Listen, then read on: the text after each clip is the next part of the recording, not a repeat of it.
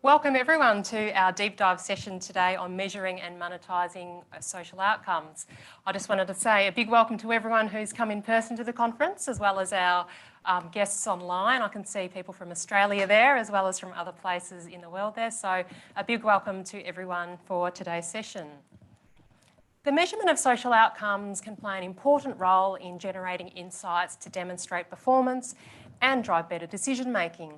But we're all here today because we know how incredibly complex measuring social outcomes can actually be in practice, and that sometimes this can be easier said than done. My name's Elaine de Gruyter and I'm your chair for today's session. I'm a postdoctoral research associate here at the Go Lab, having just landed in the UK 2 weeks ago and commencing in the role in person. So what better way to kick this off than a brilliant presentation with our brilliant lineup of speakers today. So our first presentation is on insights from calculating the social return on investment of the Chances Social Outcomes contract. And we have two speakers from Substance here with us in person on the stage. So we have Dr. Kath Edgar, Head of Research at Substance. Welcome, Kath. We have Charlie Grosset, Researcher at Substance. Thanks, Charlie. And we also have Dr. Johannes Langer, who is online with us today. Welcome, Johannes. Our second presentation is on the perspectives of measuring the outcomes of social welfare advice. And one of our speakers is here with us on stage today. That's Lindsay Poole, Director of Advice Services Alliance. Welcome, Lindsay. And we have two speakers online joining us. So we have Paul Neve, Head of Social Welfare Advice and Department of Work and Pensions Policy at the Welsh Government. Welcome, Paul. And Madeline Parkinson, Advice Service Manager at Sheffield Hallam University Students' Union. Welcome, Madeline. We also have some speakers joining us for some reflections. So we have Jeffrey Matsu, Chief Economist at the Chartered Institute of Public Finance and Accountancy, known as CIPFA. Welcome, Jeff. We have Neil Stanworth, Director at ATQ Consultants. Welcome, Neil. And last but not least, we have Dr. Mara Aroldi, Academic Director here at the Go Lab. Just want to acknowledge my right-hand man, Matthias, over here, who's going to be moderating and screening the online questions. So for those of you online, feel free to put any questions in the chat and Matthias can identify any of those and let us know. And also Juliana, Ozzy and John are around as well. So thanks everyone. Thanks Go Lab team and thanks to the AV crew at the back as well. So just a brief note on the format of today's session. So we're going to begin with our first two presentations, and each presentation will give a 5-minute overview of the presentation, which details their aim, their methodology and key findings and implications for current practice.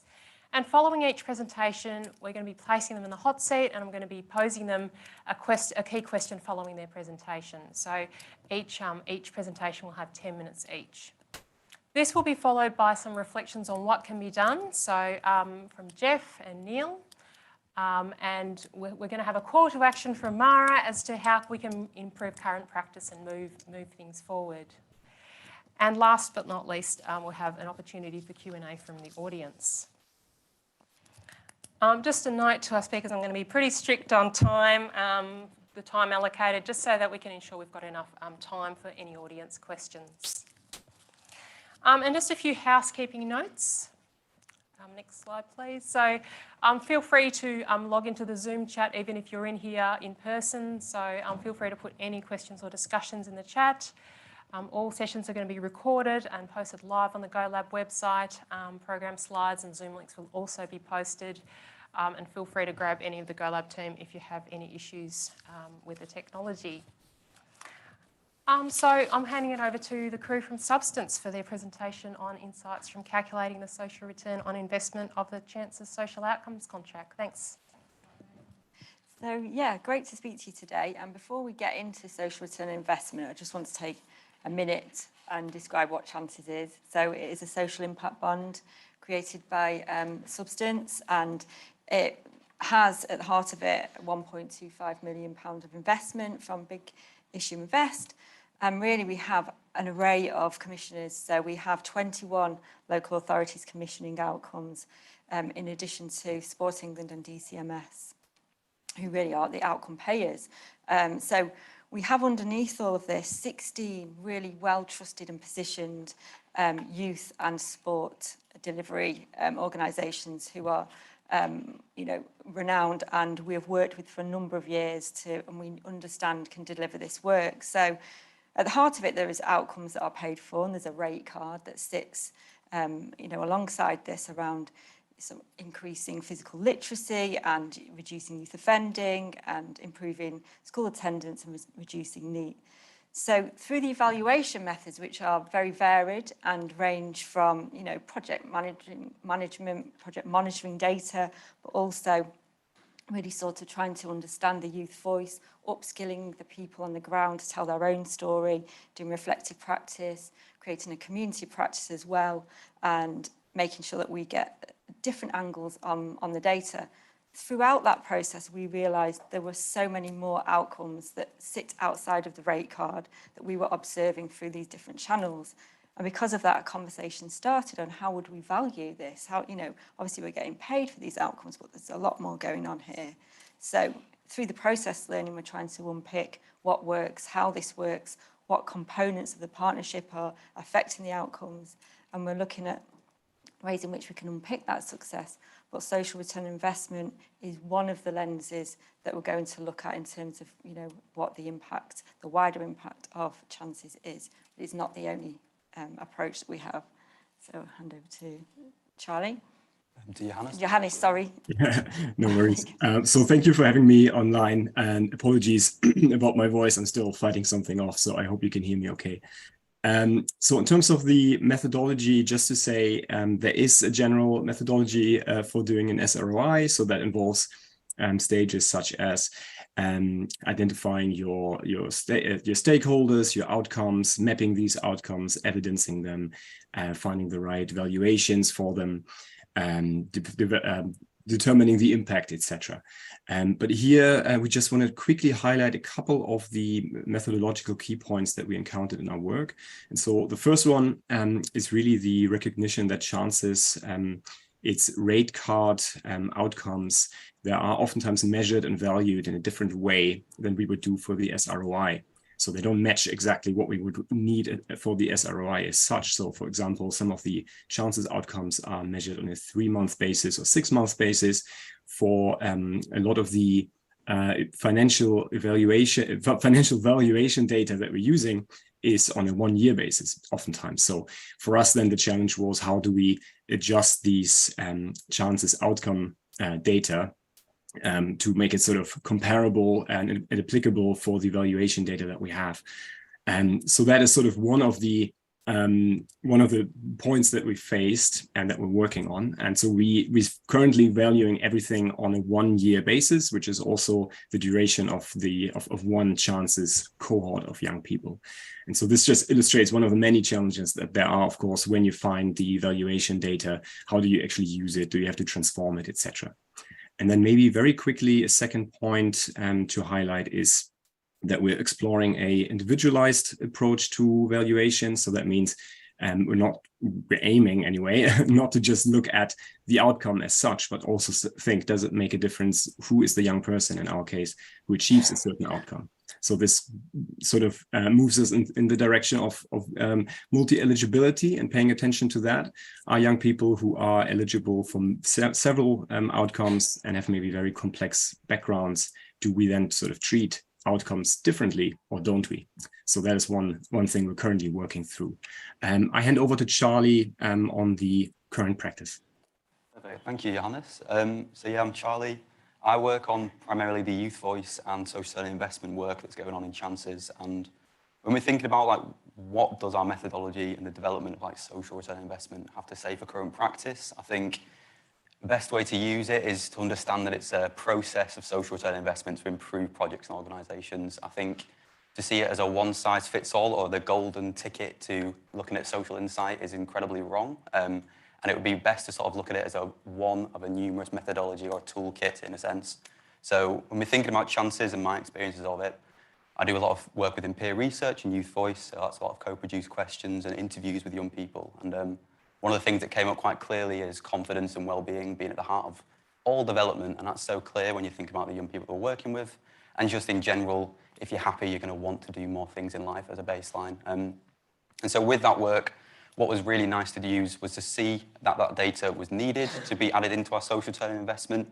And then for current practice, we've sort of put that together for the next year of chances, is that we're going to be collecting the wellbeing data in a sort of quantitative way as well as qualitative to then further influence our social return on investment for the next year. And so when we think about current practice, I think what I'm trying to say here is that it needs to be in tandem with multiple different methodologies to actually be used. I think social return on investment is great. It can be used as a bit of a buzzword, and I think it can be done quite well. In certain cases, it can be a bit of a wild west, what actually goes through as a social return investment. And I think for us, it's never going to be a singular methodology, and it never should be. We think as well, when you think about baselines and sort of counterfactual data, you should never be simply using one baseline or counterfactual. It should be a multitude of different sources. And I think that's the thing we want to get through here clear, is that for current practice, it needs to be numerous different ways of working to then influence further research and further social outcomes contracts. So, hot seat question. So, to play devil's advocate, I know you've sort of pointed and alluded to this earlier, that this methodology is not considered rigorous by some. So some people think it is a Wild West. Let's just monetise every possible thing we can and make the numbers big. So there's been some governments not advocating this approach as well at all. So the government in Australia is not supportive of this approach, and some in the academic literature are also not supporters, with one systematic review saying that the social return on investment ratios have ranged from 1:1 to 65:1. So that sort of puts a cloud on the credibility. So how would you respond to this, and what specific steps do you think is needed to make it considered otherwise and a real credible alternative, well, not alternative, but a credible methodology as part of the toolkit? Mm-hmm. Charlie, I take the start, yeah, and then hand over to you later.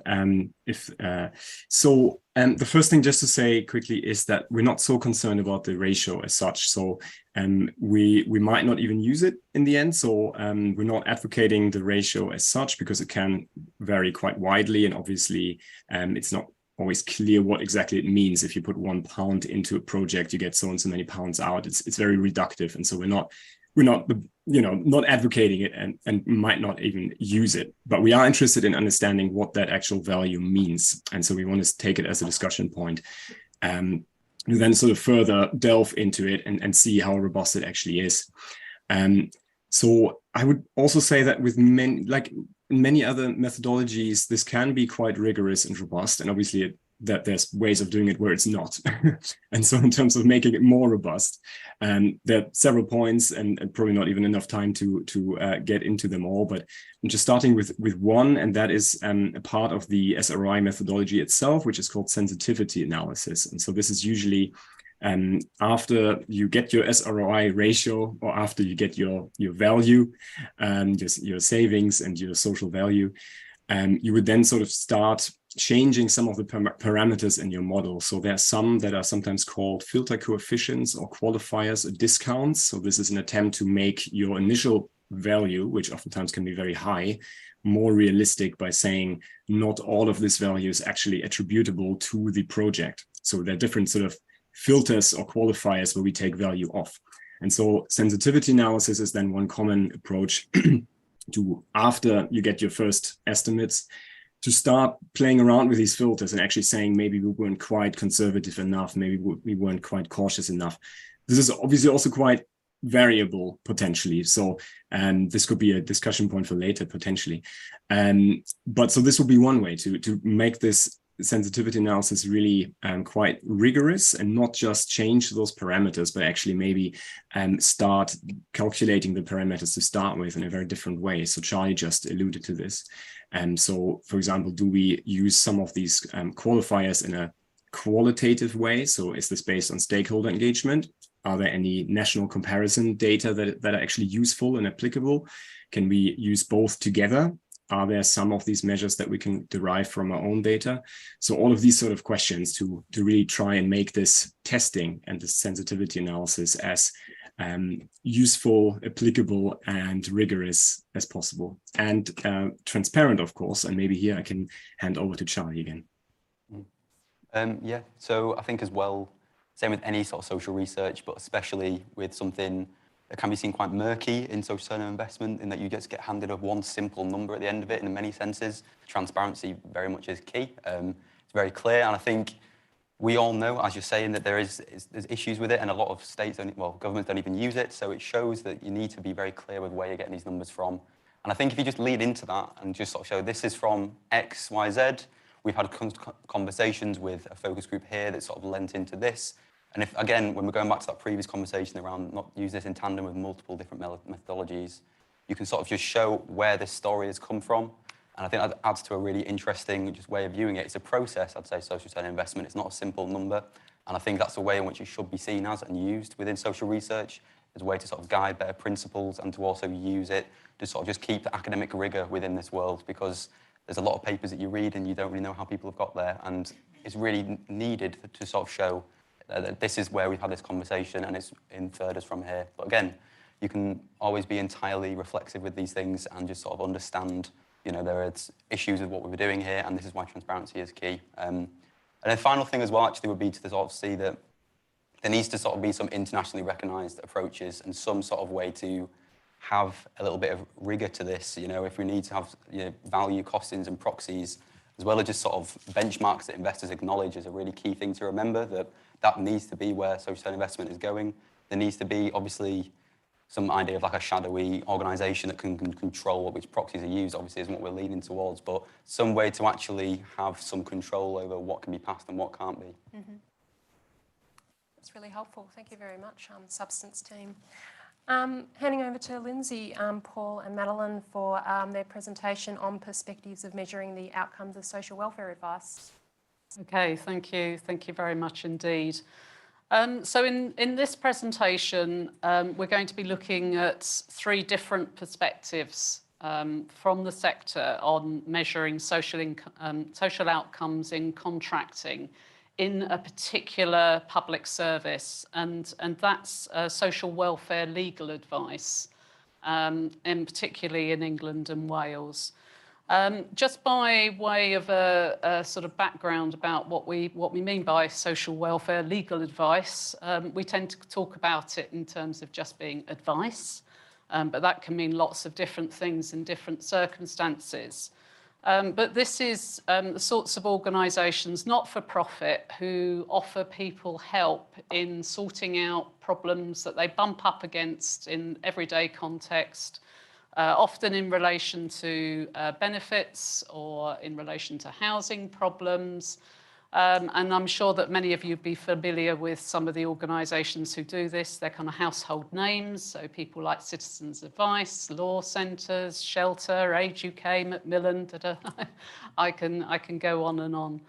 But to collectively, we're known as the advice sector. What we've as a sector, we've been undergoing some quite rigorous challenges over the past 10 years or so. As you can imagine, we are competing for funding with other kinds of organisations. Majority of our funding comes through government sources, local governments, but also through foundations and trusts. And the problems that people have are increasing. And they're often interrelated. So, for example, if someone's got a debt problem, it often has a housing element to it, and it may well have an impact on their family, etc., etc. So the problems that we're dealing with are becoming more and more complex. And in amongst all of that, funders have been moving more towards looking at outcomes. So how can we demonstrate that the service that you're providing is delivering the outcome that the often the local government will be looking for in terms of its own population. And that's brought with it a few very large challenges in terms of trying to measure this, but also some elements of conflict, if you like, between the different players. And that's why there's the three of us here today to talk to you about this. Paul, who works for the Welsh Government, Maddie, who runs an advice service at Sheffield Hallam, and myself as a representative of an umbrella organisation that oversees the sector and it has a very strong interest in sharing good practice and learning and developing our evidence base. So if we could move on, and again. So trying to have a look at what the outcomes of social welfare advice are. These are some of the methodological problems that we've bumped up against when we've actually tried to put this into practice. So first of all, we've got a problem with outcome measurements in actually agreeing what a positive outcome is. We've looked at using intermediary outcomes, but that's got similar sorts of problems. We've got issues around validity and reliability of the measurement tools. When to measure, how do you capture those outcomes? Do you do something immediately, or do you wait 6 months and try and catch people, and then you've got problems that they might not be available? We've got some real issues about attribution, and this is particularly where we come to theory of change, actually looking at whether or not the work, what we have actually done has led to that change rather than all the other things that's going on in somebody's life. We also have issues around the resources and the skills that are required by frontline services, both in terms of data collection, but also in interpretation of what some of that data might mean. There are always perverse consequences to counting things. People will shift their practice to count particular things that they think will be beneficial to them. And then it may even change behaviour as well in terms of the service delivery. You know, who is it you're serving? Maybe you want to go for the low fruit, if you like. And lastly, not leastly, the context in which we're operating is so challenging at the moment. Why we would think that a small piece of social welfare advice might make a very large difference in somebody's life when they're bumping up against all sorts of other problems as well. So those are some of the problems, but nevertheless, social outcomes measurement is still quite a popular way of going about doing things. So if we could move on to the next slide. This is an outcome, a theory of change model from a particular project that has now finished. And I put this up not because I think anybody will be able to read it, but just because you can see the complexities of trying to use a kind of a theory of change approach here. The numerous different sorts of inputs, the numerous different pathways that people can go down. And because I tend to take quite a scientific approach to this, I kind of think about it in relation to a grid and how many people would be populating each of those cells in that grid. And when you look at the complexity of something like this, it's virtually, you know, just a few people within any particular program. So that's my perspective, and I'd like to hand on now to one of my colleagues, which is Paul. Are you there?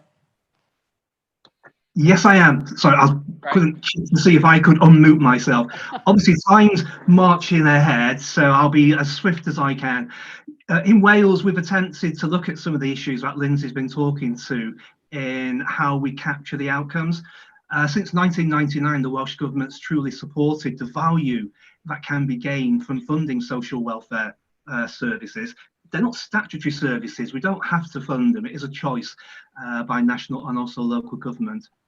What we've done since 2016, 2017 is link the outcomes from social welfare advice services to the wellbeing goals in the groundbreaking piece of legislation the Welsh Government introduced in 2016, which is the Wellbeing of Future Generations Act.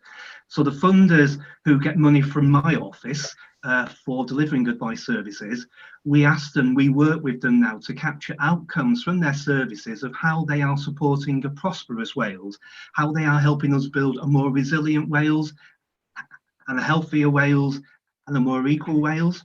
And I could go on, but as I say, I haven't got the time. But under each of those wellbeing goals, we do now have a series of outcomes that advice services across Wales will be able to gain the data on, and they can feed it through to show how their services are adding that very positive contribution to the fulfilment of the well-being of future Generations Act and supporting all those key goals.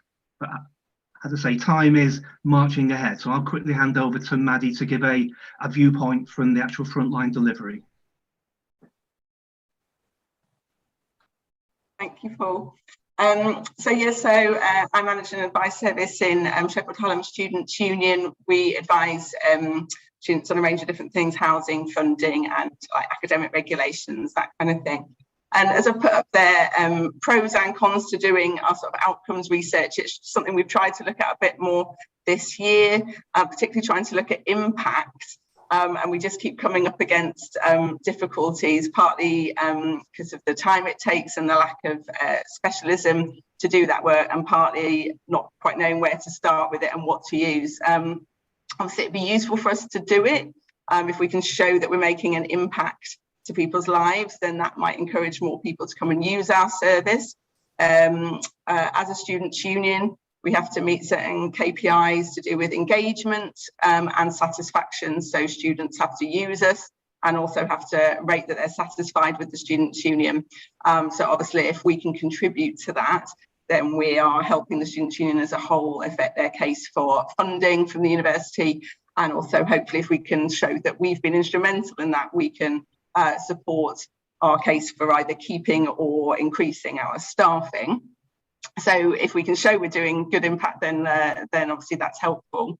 Also, it would mean we could demonstrate in a sort of perhaps more understandable way what we do to various stakeholders. Although, interestingly, unlike with Paul saying that they ask for this from their advice services, no one really asks us for this information. So it's kind of like we're sort of wrestling to try and produce the information, but actually no one really cares, I suppose, for want of a better word. So, are we tying ourselves up in knots at the moment for no reason?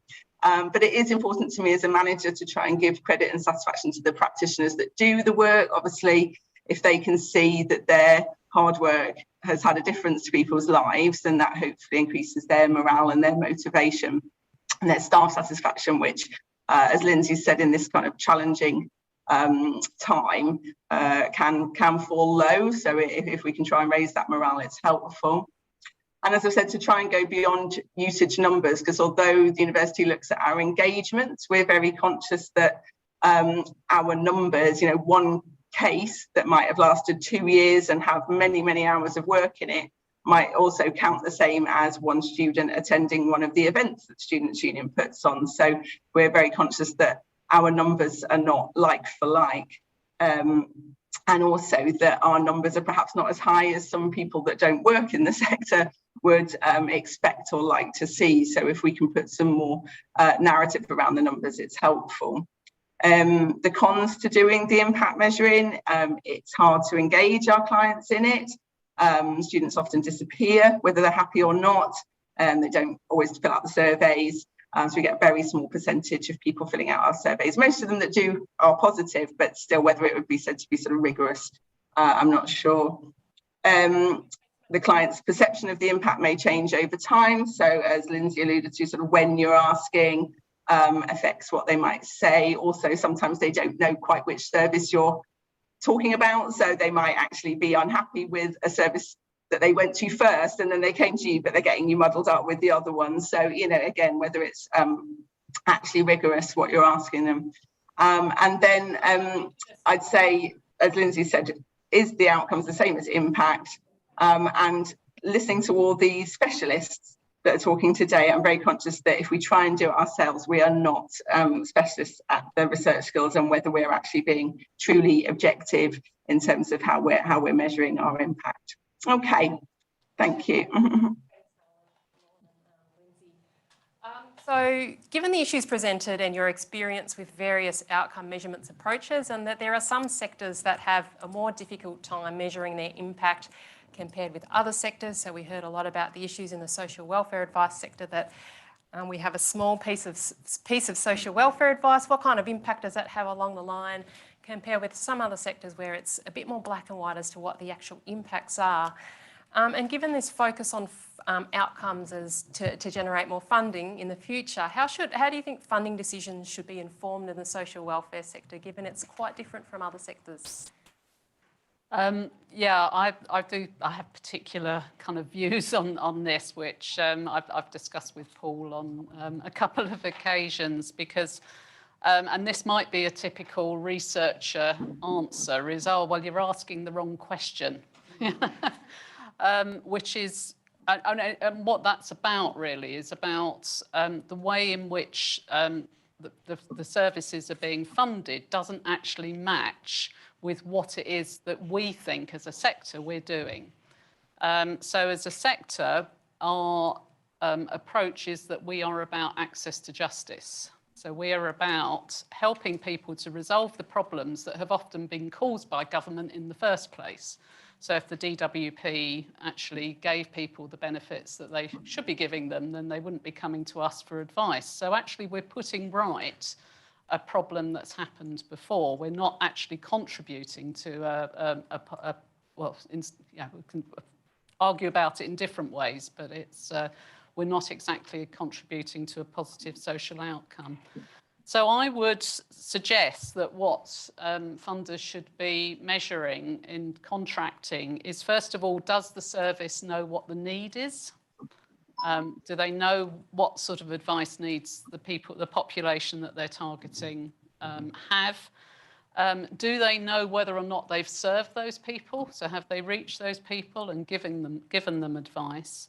And then lastly, do they know about whether that advice was accurate or not? And there's an element of quality assurance in that.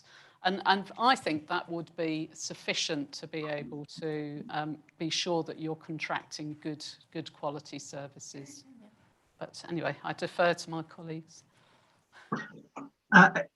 If I could just quickly say, from a funder's perspective as well, because we do have to compete with many other services from the same pot of money when we ask for our budget to fund advice services, I do have to make very strong arguments about the outcomes which giving somebody access to a quality assured social welfare advice is going to bring.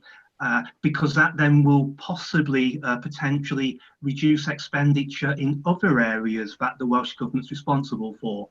So I'm thinking about housing and homelessness areas. If we give people early access to social welfare advice, it may prevent them becoming homeless. Also, there's lots of evidence to show that if a person's struggling with their problem debts, it does have negative impacts on their mental and their physical well-being. So if we give people to early access to social welfare advice about how to manage their money, we are then taking pressures off the health service further down the line, because those people will not transfer into having a problem debt. As Lindsay said, we could debate this for many hours, but I appreciate the time's not here on a Friday afternoon. Thank you.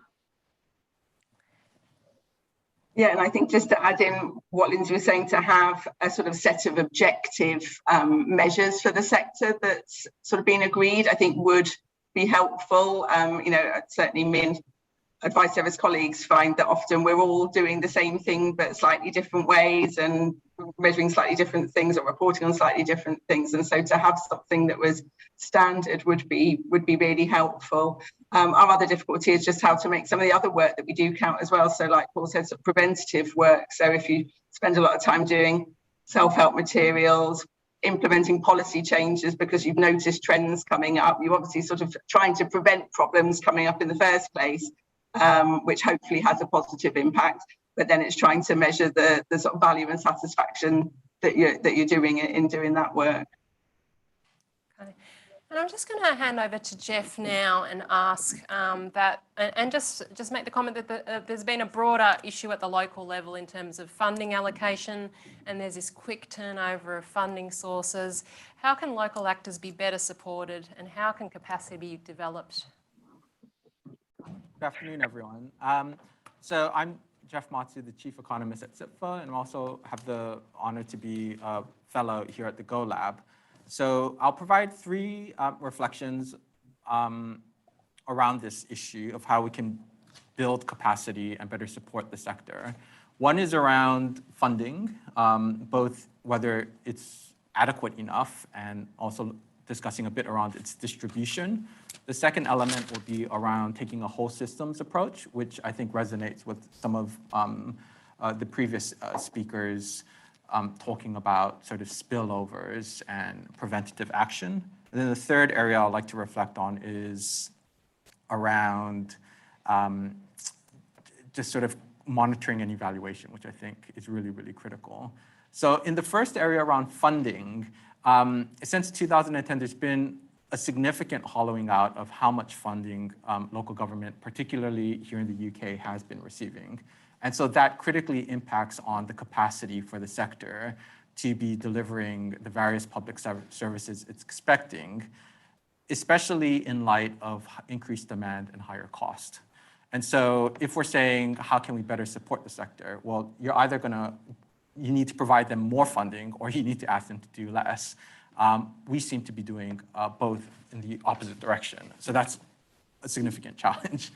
And for example, in England, the most deprived areas, in terms of as assessed from the share of need versus the share of estimated need relative to the share of funding they receive, is around 9% less compared to the least deprived areas, which receive 15% more funding than their estimated need. And that isn't just a statistic, it's sort of just telling us that we're not, to achieve some of these social outcomes that public policy has targeted, we're not putting the funding out in a fair way that will achieve the outcomes we want. And when we're talking about things like return on investment, we have to look at them not just at a project or program-based level, but we need to also scale them up at sort of a meso or a macro level, because there are these national and international targets that need to be achieved as well. And I think sometimes we're a bit too myopic. The reason we're myopic is because the funding streams are very near term. It's a highly fragmented landscape of how funding is allocated to councils here. And as a result, mapping to some of these longer term outcomes is very, very difficult. Integration and coordination across public sector bodies is not done particularly well in the UK. And there needs to be more emphasis on taking this whole system approach. So recognizing that a lot of these public services that are delivered, whether that's in the health sector or in the criminal justice system or within schools, if you reduce funding from one of these areas, the pressures then just kind of go elsewhere, and everyday people start using, services in other areas. So you really need to unpack this, and the only way you can unpack where the problems are is by really taking this holistic view and saying, we can't just be targeting the hospitals or the GPs, because then there's going to be problems further on in the social care sector. So that is a real big area that we need to focus on. And last and not least is around monitoring and evaluation. So how do we go about doing this so that the targets that different pots of grant funding are aiming for, that they're all joined up and synced together? And so we have worked together with practitioners out in local councils, with academia here at the Go Lab, with other think tanks, developing really just everyday tools. Like we have a value for money toolkit that's Go Lab and SIPFA produced. And these are really trying to provide a framework to help practitioners in local government, even in national government, align with different frameworks at a local or national scale. And that's really, really important. And we do that as well from a financial resilience perspective, making sure that councils understand where they are, not just in their own region, but also based on relative cohorts. So we have this thing called a SIPFA nearest neighbors model that lumps specific councils relative to their peers based on like an index of 40-some socioeconomic indicators. And we feel that's a helpful way for councils to contextualize where they're weak and where they're strong. And by doing this monitoring and evaluation regularly, you greatly reduce the risk of fraud. And the final point I just want to say is around auditing and making sure that there's capacity within the sector to be doing timely audits of their accounts. And that's been a huge challenge in the UK. You just need to read some of the papers over the past couple of years with a lot of councils, both big and small. We've got Birmingham, we've got Woking. They're just failing. And a lot of it isn't just due to the lack of funds. It's just lack of specialist skills in public sector accounting and financial management. And we really need to strengthen that capacity to help support councils so that they manage their finances and that they actually diversify what they're investing in. So I'll leave it there. Thank you. Thanks, Jeff. Neil, you're a guru in measuring social outcomes. So what would your approach be in measuring the outcomes of social welfare advice, and how do you balance valuing something that is difficult to monetise with meeting the requirements of funders?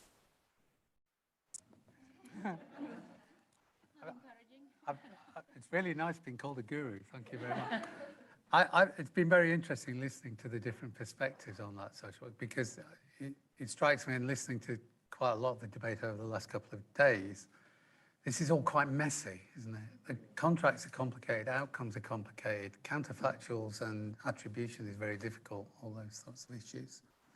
And I got a very different feel from Maddie's perspective, from Paul's. So Maddie was saying she doesn't really have to worry about this too much because no one's putting her under pressure. But it sounds like in some areas it is.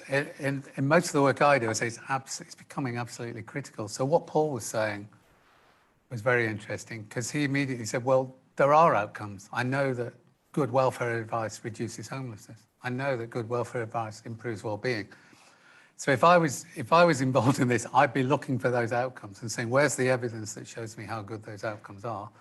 And then I'd be trying to put a value on them. Because picking up what Charlie said, he said that some of this can be quite reductive, and he's quite right. Unfortunately, funders are very reductive, and they're getting more and more and more reductive. So I was having conversations 2, 3, 4 years ago with people saying, well, we've got some spare budget, and we're quite happy to put it into an outcomes contract and see if that works. Now, then it moved to, we've really got to see it wash its face in avoided costs in the next couple of years, or we're not very happy. And now they're saying, I want a cashable saving tomorrow, or I'm not going to do this. And it's become more and more difficult. And so what a lot of my work is about is trying to get the best estimate you can of what the true value is.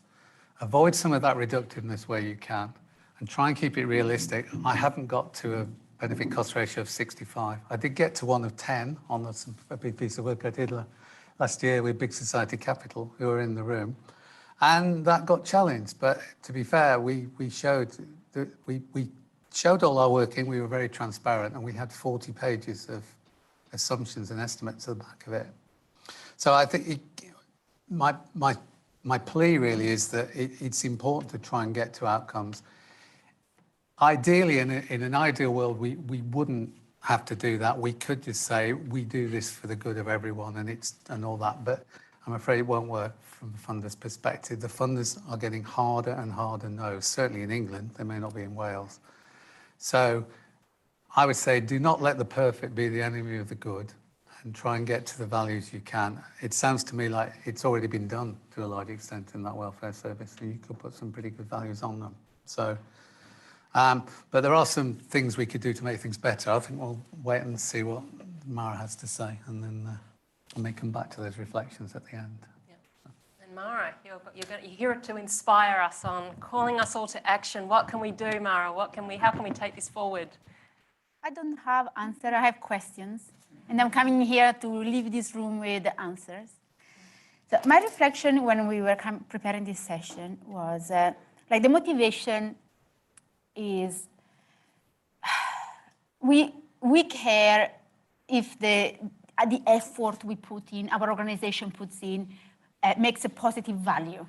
And this, if that's worth doing, if we can make it better, if we can learn from what we're doing. And so all these measurement, monitoring tools have different purpose, but a fundamental purpose is support the decision-making and learning within the organization. And I think many of the examples here was, what is in a rate card is not what matters to our stakeholder. That was an important work that we did.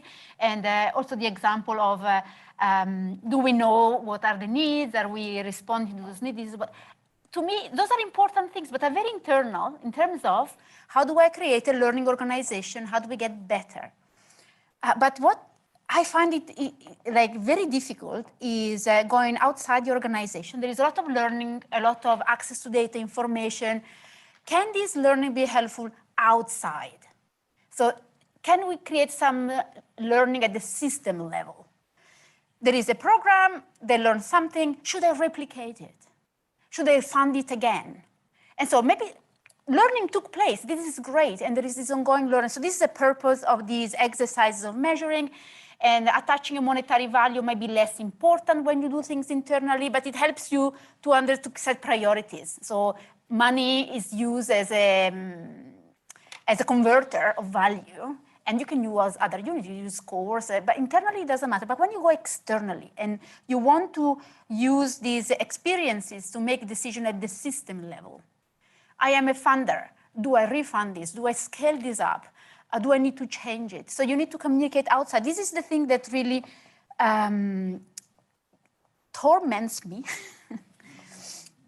And it has practical implication. So we, at the Go Lab, we are looking at a particular type of project, outcome-based investment, and we hear over and over again that, oh, this program can make so much an impact, and we are measuring it, but we are not measuring the impact well enough. And one thing is attaching a monetary value, you can measure it, but if you can attach a monetary value in a way that is credible, that might unlock more investment. I was recently at a roundtable on sport, and apparently sports is good for many things. Makes you healthy, reduces like diabetes, mental health, reduces isolation. And if we were able to measure the various impact and demonstrate the value in a credible way, we might be unlocking investments in terms of outcome payment, and you can unlock investment in terms of upfront investment. So if we have a credible way of measuring the outcomes, I think has a massive implication at the policy level. There are various ways to do this. You can hire an economist. Like, oh, I want a program. And I go to the LSE and I hire an economist to do, a consulting company that does this economic value. And they will do something that is bespoke for you, and it comes up with a monetary value of how much you might want to price something. Do you recommission this all the time?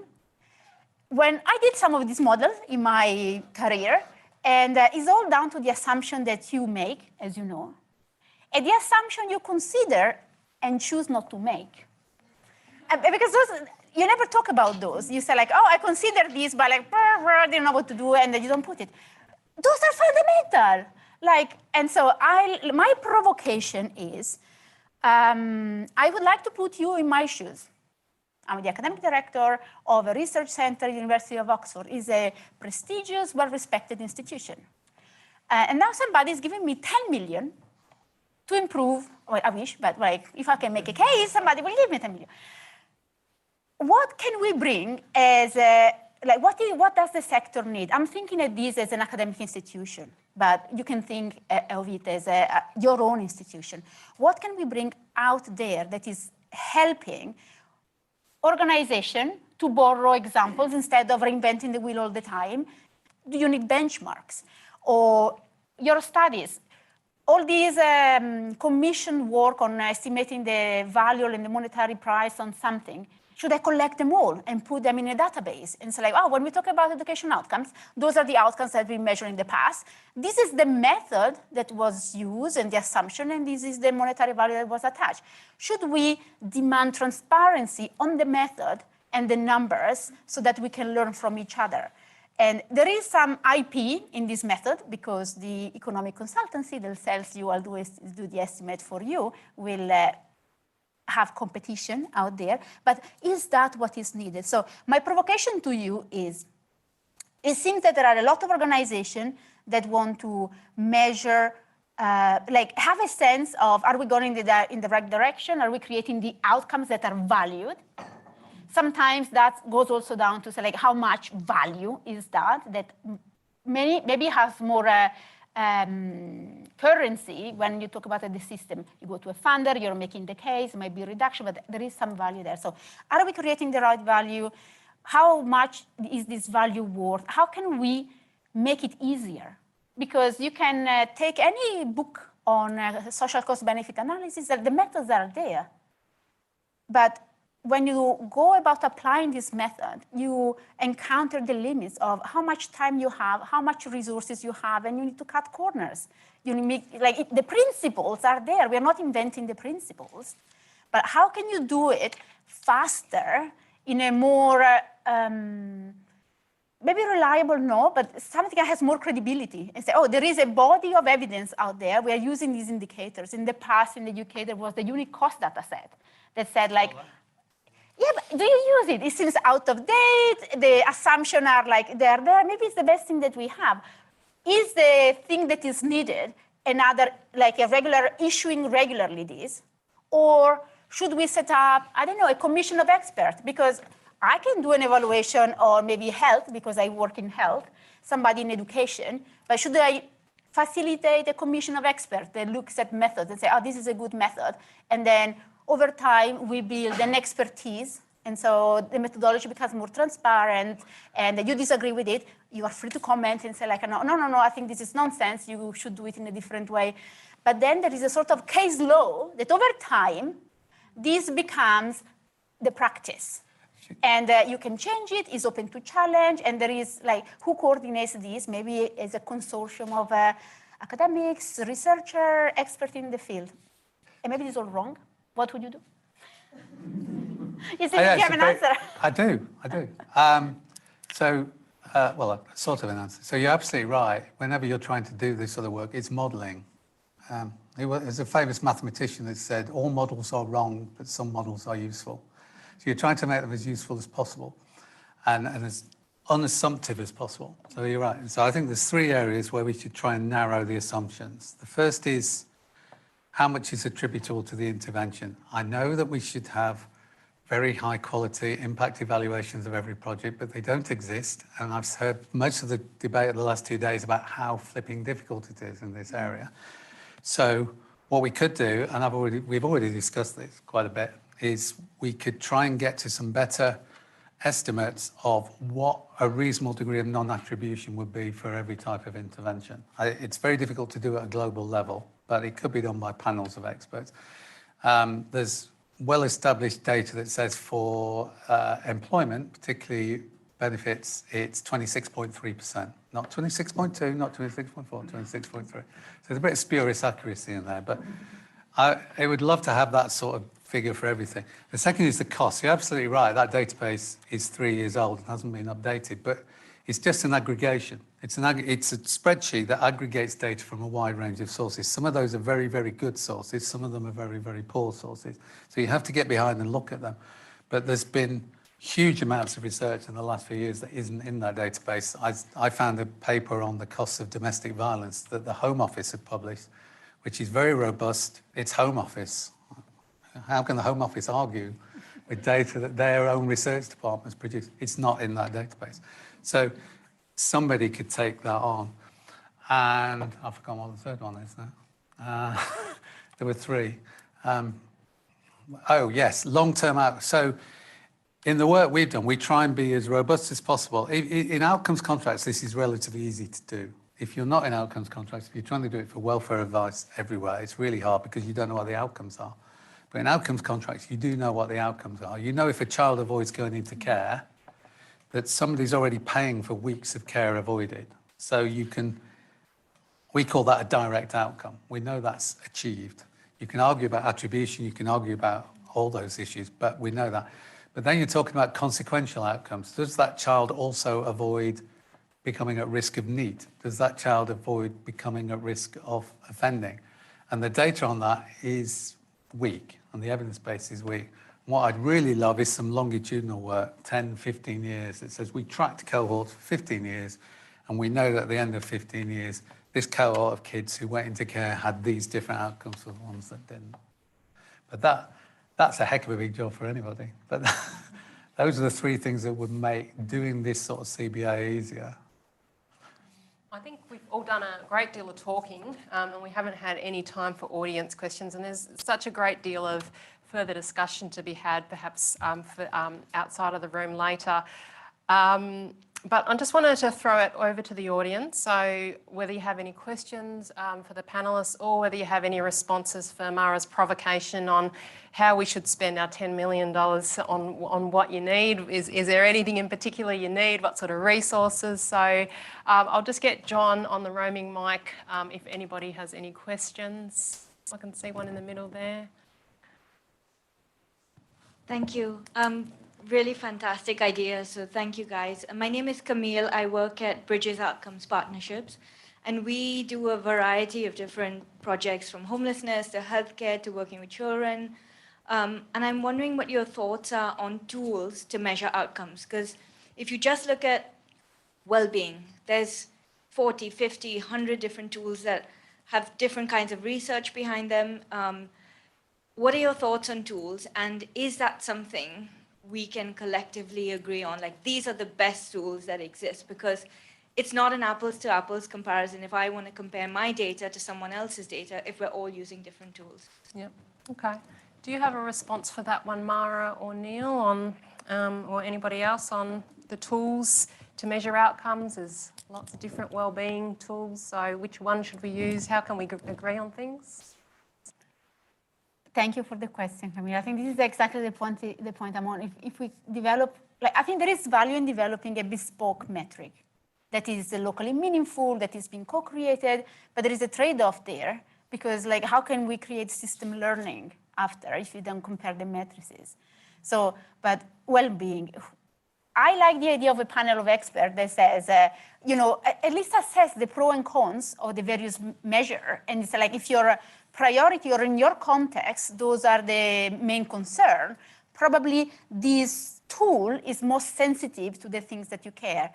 And whereas I think sometimes we reinvent the same thing all the time, we make adjustment, and there are techniques to say this measure is valid. And there are people that study that. So why don't we build on that instead of reinventing something that is a bit clunky and doesn't capture what you care about? So to me, having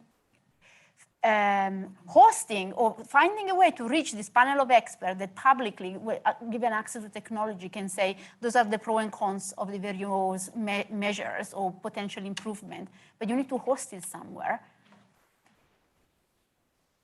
I agree with that. It's problematic though. They're all commercial tools. People sell them.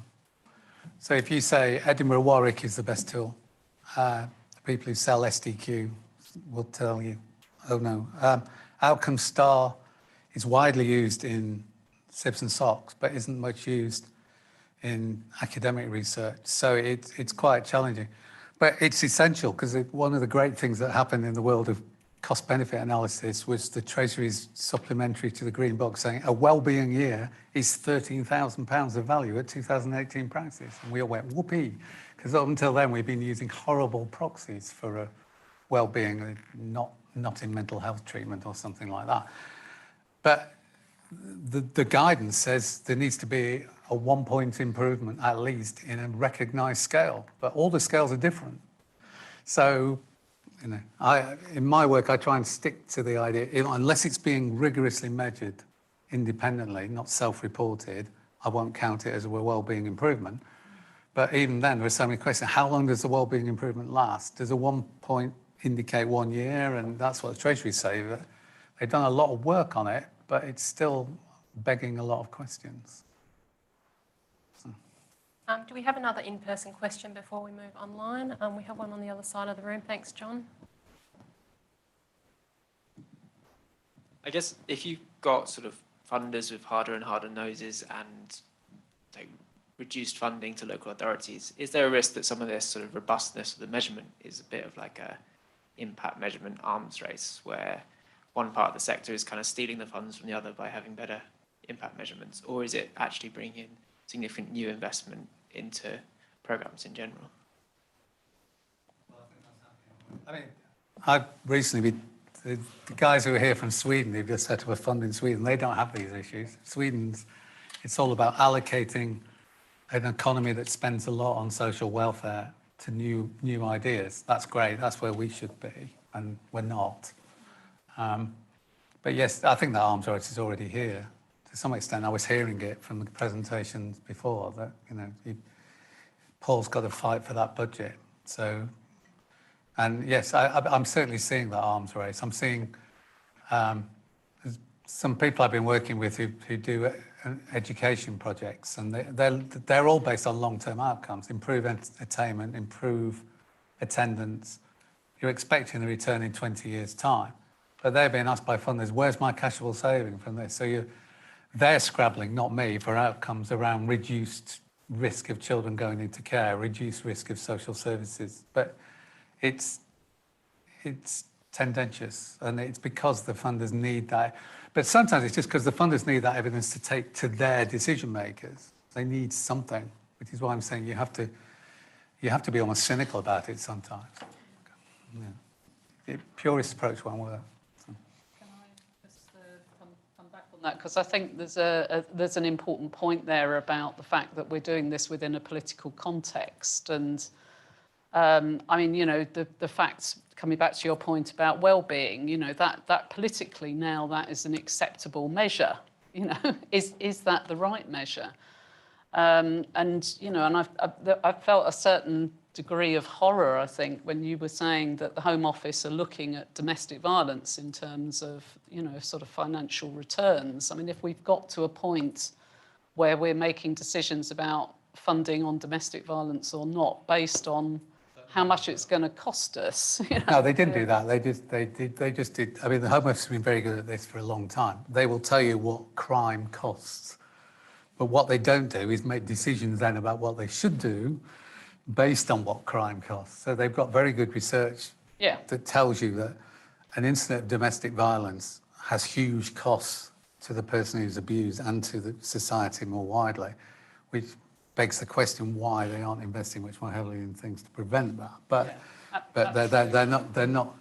It's the research team at the Home Office who've done it. And that's I mean, I worked as a Home Office researcher, so I'm really you know better than me. That area of research. And yeah, the points being made all the time. And I think there's a big issue for me about how researchers, what responsibility we have in actually trying to make those system changes. Because to come back to my point about social welfare advice, you know, I would rather people didn't have problems. I would really rather people didn't need to come to us. And I know the one thing that would really help with that is if the DWP got their act together and just gave people the money that they needed in the first instance, without them having to go to a tribunal or without them having to go through 40 pages of applications. You know, that would resolve a lot of our issues overnight. And it's how we take this sort of micro level kind of collection of outcomes to that, you know, that macro decision making. And for me, there's something in there about our ethics as researchers, really, in you know, how far do we go in sort of pushing that, really. I don't know. It'd be an interesting one to discuss with people who are doing more research and funded through government sources about what their views on that is. Matthias, do we have any online questions? Unfortunately, our online audience is quite shy. We can continue in the room. Does anybody else have any questions? Yes.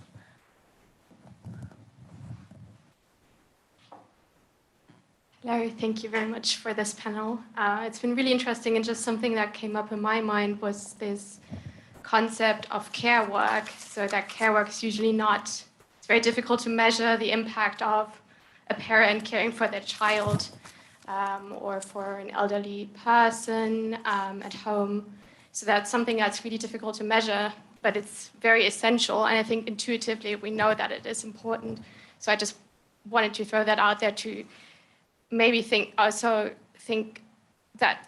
and I think you touched on that in the last comments, on that there is this part of measuring and economics as a storytelling, like this is important, but then there's also a value judgment in terms of what we care about and what we value as a society that we should invest in, and how that can be, I don't know if that can like stand next to each other or like if that can be integrated with each other, but I think that's like one of those very pressing ethical questions.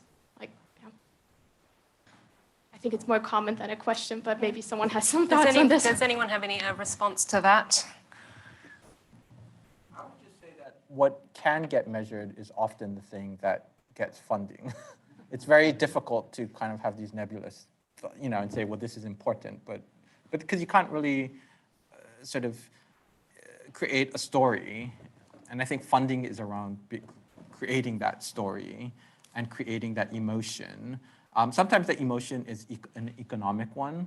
Many times it's political, and I think that's where the challenges often lie in terms of there are values across a whole range of issues that, some are social, some are economic, others are political, and being able to articulate through numbers, okay, this is what the contribution is, and so as a result, it's worthy of more funding.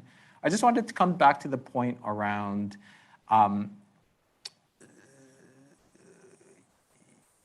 how within like sort of tools, is there a better tool, or how do you go about sort of prioritizing which ones practitioners should use? In my conversations with local authorities here in the UK, a lot of times the issue, particularly for smaller and less well-resourced councils, is not about which tool to use. It's just having time and capacity to use any tool. Many of these councils that are particularly small don't have a lot of staff, and turnover of staff is quite high. Sometimes you'll have one or two people within a council who hold a wealth and decades of expertise. And if that person leaves, it can be sort of mission critical for that council. And so when we talk with them, when we develop tools like our Value for Money Toolkit, one of the big challenges is really around, well, how do we use this thing? What type of data should we be collating? And when the data doesn't exist, for example, if you're trying to launch it and fund an innovative project that's never been done before, where do you find suitable unit costs if they're not available? And it's easy, I think, from a theoretical perspective to say, well, these are some of the concepts you should embed in identifying proxies for whatever you're trying to do. But you tell that to a practitioner and their eyes just glaze over, because they're like, well, what do you mean by proxy? Now, what do you mean by like interpolate and extrapolate whatever data I have? They just kind of want to chuck it all in there, and so how do you provide that level of support is a big question that we reflect on here at the Go Lab. We reflect on it at SIPFA. We're not, there is only so much hand-holding that can be done. But I think there needs to be an equal weight placed on not just the kinds of tools, but making sure that the tools that currently exist can actually be used by practitioners. I don't think enough attention is spent on that. It's just like, oh, we've thrown that out the door, let's create another one. I agree 110%. It's also got a lot worse, again, because when the councils have come under pressure, where do you make your cuts? In the back office, in the data analyst team. So again, 5 years ago, there were teams to help you if you were doing a business case for a council. And now you're on your own. They're finding it incredibly difficult. Not all of them, but some of them, very hard to get the data. Can I just say what would be useful to us in our sector would be a big investment in, one piece of really, really good, thorough research, and then some thought about monitoring data so that you can just see where you perform in relation to that.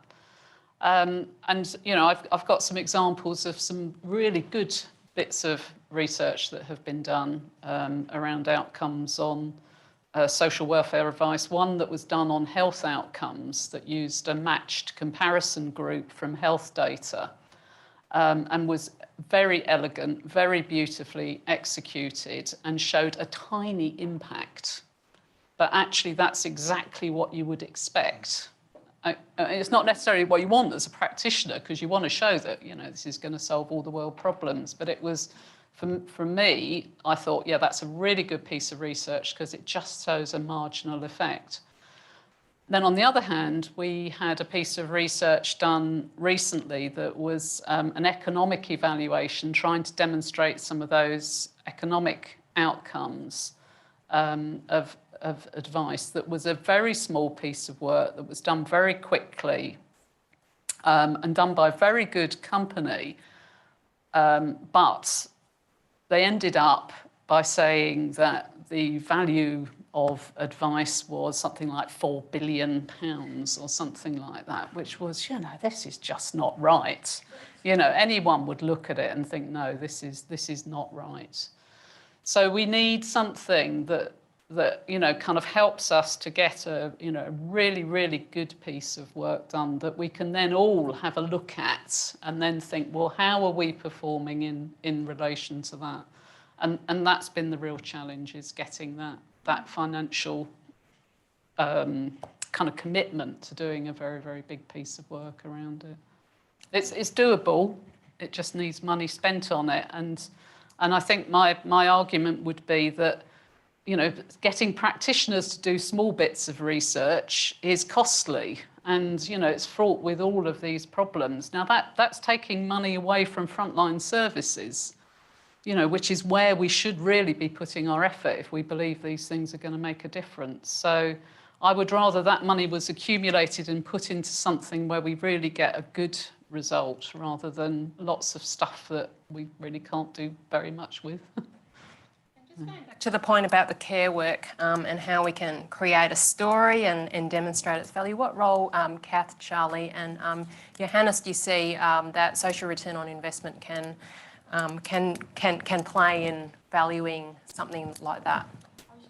About that then, in terms of, so the actual, the output that we have at the end will be a value, but for us, it's very much about the process and bringing people who we're doing this with on this journey as well. So for us, it's understanding, what components of success does it point to, what variables are helping us achieve these outcomes, so that people can look at this model at the end and say, well, if we do more of this, we can help these outcomes be achieved. And it's so that we're actually driving practice change, as well as, maybe steering where funding needs to go. But people who we're doing this with and the organisations that we're doing these studies with actually can take it and say, well, I didn't realise that this element, or working in this way, or doing this model of delivery or this engagement strategy was having such an effect over here. We can actually pick this up and adapt it and replicate it elsewhere. So it's about driving practice change, as well as feeding in discussions about where funding might go.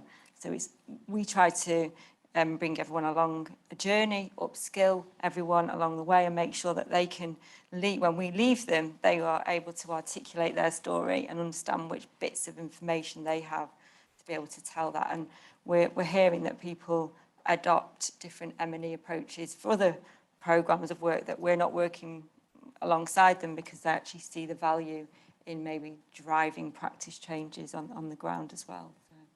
I think as well, for just going to the care, that's a perfect example of kind of some of the issues within social return investment, where, say, if you were the researcher and someone gave you that example of unpaid care, and massive cost to that individual and that family, massive cost to the labour market, etc., and then you go to those proxies that you can find through any sort of database, such as unit cost being an example, Hacked Social Value Bank. Like, you go to these kind of massive one-size-fits-all sort of databases and try and piece together a story based off those proxies, and then you sort of mash that together with the context that you're providing, which is the care system. So you probably look towards labour markets and sort of the cost that has the social cost saving that we take away, because people aren't in the labour market, they're taking part in unpaid care, and also sort of the well-being that's been brought up again. And so that kind of, all the things about funding and the kind of lack of regulation, I think it just goes to show that, if you had someone with a really context-specific like care and you can't find a proxy, well, you can't find an actual value that shows that specific one, say care, people will then just infer from other proxies that they can find and then throw out a value that will then be put onto sort of Google Scholar, etc., that people then read and then take and then say, this is the value for care. And you just create this never-ending sort of issue that have been talked about with the need for a massive regulation with these things. An idea of a huge sort of portal or value bank that can be added to or created or curated with individuals would be a brilliant idea. Just it's whether or not it would actually happen. Without painting such a grim picture, but whether or not it actually happen, I don't know. How are you finding that the methodology's been received when you, I mean, I know you've been very clear about your approach and the sensitivity analysis and the limitations. Have you presented this to funders or any other audience besides today? And if so, what's been the receptiveness and interest in this approach? We haven't at this stage. We've got a programme board where we're going to be discussing this. I think everyone's shown interest in it and has been willing to support us along the way, and the projects involved as well are aware this is happening. But in terms of revealing that, we're still working on this. And I guess that ties into as well conversations around the need for these things when it comes to funding. And so when we're talking to 16 projects who are part of Chances, and when we're sort of discussing with them for, say, stakeholder engagement, trying to just understand what's going on the ground, they're very, very keen to know right away how much value they can put onto this and then tell their funders, which creates, in a sense, this rat race of just people are wanting to know as quickly as possible. Whereas the work that we've done, and that we know that you need to take time, same with all good research, it takes time, but I think that definitely points towards it. And we've had, obviously, Chances is unique in a sense in that the project delivered and managed by Substance as well. So people, Sangeeta and Matt, who you probably have talked to as well, have who run Chances project, we've had very in-depth conversations about how our methodology is being used, how it's worked. We've shown them kind of how the outcomes are being inferred through our own data and how we're creating these costs. And that is therefore it's a great way to sort of show that we can create delivery styles, and going back and forth in that conversation between the methods is brilliant. It's a unique position, but that's kind of been a really good value as well. So the question who's seen it is probably project management and then individuals within Substance right now. Okay. Does anybody have any other questions? We had one over here, Georgie. Yeah. I just would like to hear your thoughts. We had other panels discussing how difficult it is to compare different projects, different approaches to support different ways to tackle social problems. So I just would like to hear your thoughts about, do you believe that monetizing the impact, the outcome would be a good way to compare different approaches, at least at the same sector, or you believe that it's not plausible due to costs? What do you think about that? Neil, as a guru, I might hand that one. I'm quite uncomfortable about it, actually. So the work we did last year, which I presented at this conference last year, which looked at 76 projects in the UK, we were meticulous to present it by GoLab's own Indigo sectors. So Indigo groups projects into 6 sectors, and we kept it at the sector level because lots of people who supplied the data said we don't want it at project level. We don't want people comparing. But ever since, all the people who supplied the data said, could you give us our data only on its own? Because we're really interested and we want to say how much it. But that does get very reductive. So I'm now people saying, well, that's really interesting. That shows that you get a much bigger return on child welfare, keeping kids out of care, than you do on education. But that's partly, as we made clear in our report, because it's incredibly difficult to monetize accurately the long-term outcomes in education. That does not mean that they're less valuable projects. And that then does really drive the arms race of short-term return. And everyone's saying, let's just do that. But it depends what you want. As I say, if the funders are in that zone already, they're just saying on this. And they've gone from, I'm happy with an avoided cost in 3 years, to it must be cashable. But cashability is incredibly difficult. It's, to get an immediate because there's backfill and there's all sorts of other issues that I could bore on about for 10 hours that make it very, very difficult to actually cash a saving. So it's more challenging, but I'm quite uncomfortable about that. And people simplistically saying, well, that looks like homelessness SIBs don't work as well and that sort of thing. Still less getting down to the project level, because you then have to look very hard at the cohort, at how far that was away. You can get, just evaluated with the Ecoris 3 SIBs that were in care leavers, and that was a very, very challenging cohort. Trying to get care leavers into work is much more difficult than trying to get the average young person into work. So you've got to take a really robust view of how hard that was.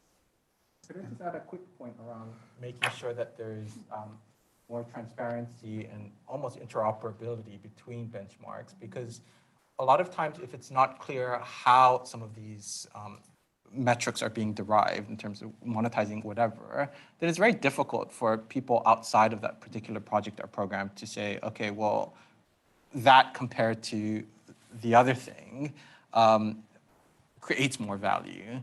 I said a lot of times I think we see studies, particularly in the public sector, where you're comparing an apple to a pineapple, and the evaluators are kind of saying, okay, well, trust us, this is the number we came to. But we're like, okay, well, where's the methodology? It's like, oh, well, you can't quite see that, but let me walk you through it.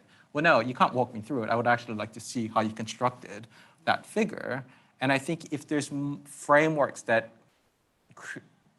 create more flexible and agile benchmarks that can be used for different things, then we're not recreating the wheel every time something needs to be evaluated, which I think is a real barrier to how the public sector currently operates. And I think that's why it's a very staccato pace of how we kind of tackle some thorny public issues. Just to depress you on that point,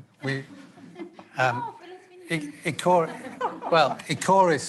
and ATQ wrote a report for DCMS 5 years ago that recommended exactly that. In some of these high-value areas, government should do this work itself and come up with some benchmarks to say, for the average, it's difficult, but for the average homelessness intervention, you would expect this sort of value to be created. And everyone listened very carefully and didn't absolutely diddly squat about it. And I think I will go further, because that's the UK government and it will be a UK value. To me, it's sharing the recipe. So you say the way we went about assessing the value of a safe community, this is how we went about it. We took the police statistics and this is the assumption we made for the following reason. And we took this. And so you can copy and adapt the recipe, because if you say, oh, in the UK, that's 20,000. What do I do? In the UK, in London, in the UK, in Hull, can I apply it in Ireland? Can I apply it in Australia? But if you publish the recipe, I think people can say, okay, and then you can have a variation of like spread and understand what is the driver in different contexts. You'll need 100 million for that, not 10. Well, yeah, I'll start from somewhere. I'll start from a small area. And we should probably start creating more toolkits, if toolkits is what we're after, that allow for different contexts. So it's not just UK focused, because I think a lot of times we develop something to tackle a specific problem or a specific context, and then it can't really be used in any other context. And so then you have to spend even more money and more time developing another toolkit. And then there's just a whole landscape littered with toolkits that were created that were in many cases never used. And so if we could just try to create toolkits from the start that have a bit more flex and adaptability to different I know it's not always possible, but I think we should try to design these things with a bit more flex in it. Yeah. And to Kath. The more you get to that flex, the more it's less of a toolkit and more of a DIY manual. That's the issue. And the person doing it will have to go and buy their own tools. I mean, in the early days of this stuff, when I was doing it over a decade ago, there was much more in America. So people were saying multi-systemic therapy is worth $88,000 in an American context, in Oregon. And then I was trying to work with Birmingham and Birmingham saying, how the heck does Oregon translate to inner city Birmingham? It don't. So it's very hard to do. You'd have to go up 2 levels. But if you had the recipe, you could have cooked it up much faster. And to Kath, Charlie and Johannes, how have you found the social return on investment methodology? Has there been benchmarks and toolkits, or are you going to be providing us with the benchmark and toolkits for your work? Johannes can talk to this as well, but it's been me and him basically just smashing our heads together quite a lot of the time. It's been a long process. Luckily, we've got our own data and we've kind of created benchmarks for our own data, which has been very useful. And through mainly a combination of stakeholder engagement, qualitative, which is flimsy, so we've used that and ratioed it with sort of where we can national data sets obviously we've touched on Chances has a lot of outcomes. There's some that we can use national data sets for, some that we kind of are more saying, you know, qualification that you get through Chances project. You can sort of say that there is some sort of causal assumptions that Chances was the reason for why that happened. But then also we've used a lot of our own data and using median sort of averages through outcomes when we're looking at the overall samples that we're using. Johannes, you got anything to say on the matter too? Yeah, and thanks so much, Charlie. Just to add to that, so there are lots of good papers on SROI that kind of outline what it is about, what the steps are, etc. But then there seems to be this black hole somewhere between going to, you know, these are the general steps that everybody agrees on. Here's the result, and what happens in the middle isn't often as clearly outlined. And so this is, you know, this is the toolkit, the recipe to some degree. What exactly did you do? And maybe sometimes there's a reason to not be super explicit about it, but obviously we would hope that in our final version we can sort of share some of this if it's possible, and sort of make very clear the very oftentimes very nuanced and small decisions that we make throughout the whole process that everybody who deals with data analysis, etc., does all the time. These all have to be ideally very clearly specified and very clearly outlined, and ideally also in a way that's sort of broadly transferable to the example just now. You know, whatever, the police data, we look here in this regional context, etc., etc., and somebody who then looks at this can maybe apply this to a different context. That will be the aim, without losing track of what has happened to arrive at that result. But obviously, as you've also said, this is it's quite costly once you get to the nitty gritty, and you're sort of tempted to step over it. But to answer your question, I haven't personally seen that many papers that really bring you on the journey and where you at the end you really understand how exactly did you arrive there. So this is why Charlie and I have tried out a lot of things, and we're still in the process of trying out a lot of things. Fantastic, thanks very much. Just wanted to wrap it up there. Unfortunately, we're out of time, but just wanted to extend a big thanks to all of our panellists in person and online, and everybody in the audience. Hope you've enjoyed it and that you've gotten something out of it, and please feel free to contact any of the speakers if you wish to get any more information. We have a coffee break for 15 minutes, and then we'll have a big picture session at 3:45 in Lecture Theatre 1. Thank you very much.